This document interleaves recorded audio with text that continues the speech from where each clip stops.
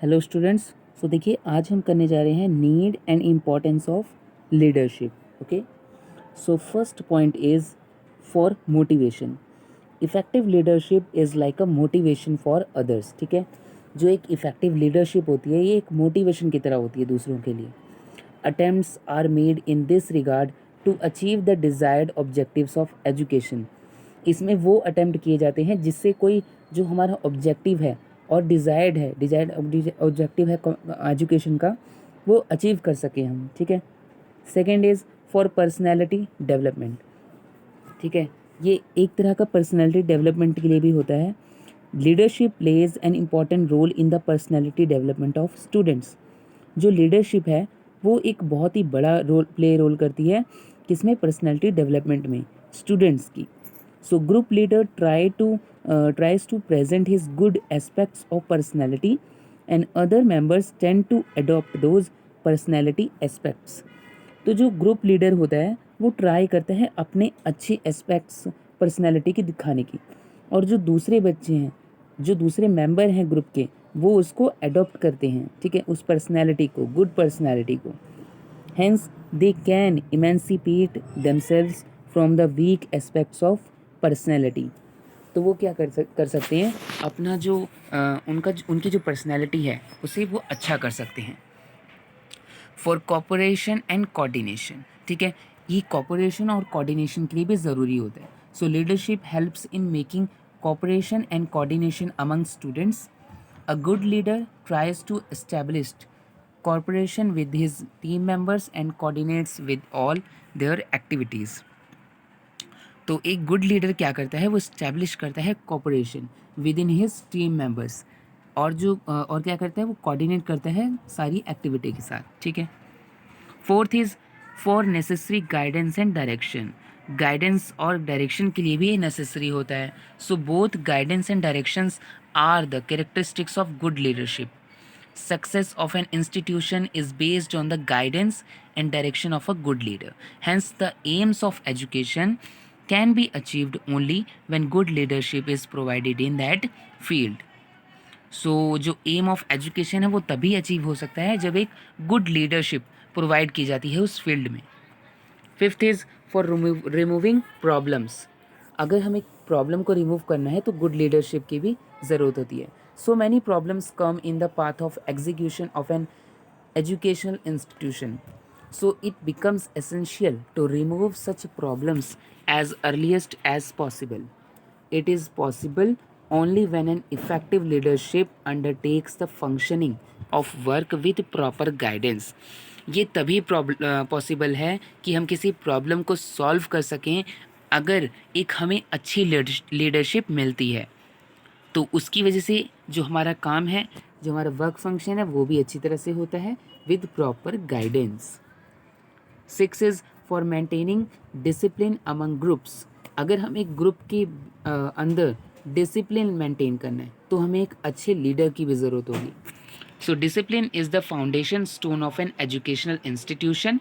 So it becomes essential to maintain discipline on the right track. It's whole responsibility lies on the group leader. तो एक discipline maintain करने की पूरी responsibility किसकी होती है, ग्रुप लीडर की। Hence the role of a leader is absolutely indispensable for maintaining discipline in educational institutions. Seventh is for fulfillment of aims and policies. Every institution has certain aims and policies whose fulfillment is the chief motive of a leader. हर एक institution की अपनी AIIMS होते हैं, अपनी policies होती हैं जिसको पूरा करने के लिए एक लीडर की ज़रूरत होती है. The achievement of such aims purely lies on the effective leadership of a leader, because responsibility for the achievement of such aims lies heavily on the leader. Eighth is to create faith in a group. Functioning of a work depends on how trustworthy the activities are, and this trust is maintained by the group leader. The establishment of faith in the group leader tends to achieve the desired objectives of an institution. For planning, preparation of all types of planning is oriented around the leader. He prepares plans in the light of a specific aims and objectives of an institution. तो सारी जो जिम्मेदारी होती है कुछ plan करने की, ठीक है, एक स्पेसिफिक एम को लाइट में लाने की, सो वो किसकी सारी जिम्मेदारी होती है? एक लीडर की. The effectiveness of planning depends on the good leadership. 10th is for effective environment. हमें अगर इन्वायरमेंट को भी इफ़ेक्टिव बनाना है तो हमें एक अच्छे लीडर की ज़रूरत होती है. Effective environment is greatly essential for the efficient functioning of institutional work. ठीक है, अगर हम चाहते हैं कि जो हमारा इंस्टीट्यूशनल वर्क है वो अच्छी तरह से फंक्शनिंग करे तो ये भी ज़रूरत है कि उसका जो इन्वायरमेंट होना चाहिए वो इफ़ेक्टिव होना चाहिए. ठीक है, it is possible only when a good leadership is provided to the team members. और ये तभी पॉसिबल है अगर हम एक टीम मेंबर्स को एक गुड लीडरशिप प्रोवाइड करें. Hence good leadership plans an important role in providing congenial environment. 11th is for group unity. अगर एक ग्रुप की यूनिटी बनाए रखने के लिए हमें क्या चाहिए? एक अच्छा लीडर चाहिए. Group unity can be established through efficient leadership. अगर एक लीडर होगा अच्छा तो उसकी लीडरशिप अच्छी होगी तो जो ग्रुप की यूनिटी है वो भी बनी रहेगी. Group unity helps in proper functioning of institutional work. और एक जो इंस्टीट्यूशनल वर्क होता है, इंस्टीट्यूशन होता है, वो अच्छी तरह से तभी वर्क करेगा, अच्छी तरह से फंक्शन तभी करेगा अगर उसके अंदर ग्रुप में यूनिटी होगी. और वो ग्रुप यूनिटी कैसे बनेगी? एक अच्छे गुड लीडर की वजह से जो अच्छी एफिशिएंट लीडरशिप लेकर आएगा. ठीक है. 12th for control over group. अगर ग्रुप के ऊपर हमको कंट्रोल रखना है तो एक अच्छे लीडर की ज़रूरत होगी. It is the need to have a desirable control over the group which can be made possible only through the good leadership. तो एक ग्रुप के ऊपर कंट्रोल तभी बना रहेगा जब एक हमको गुड लीडरशिप मिलेगी through a good group leader. Okay. So from the discussion quoted earlier, it can be stated that leadership is important for various aspects. It is necessary for encouraging and bringing improvements in their personalities.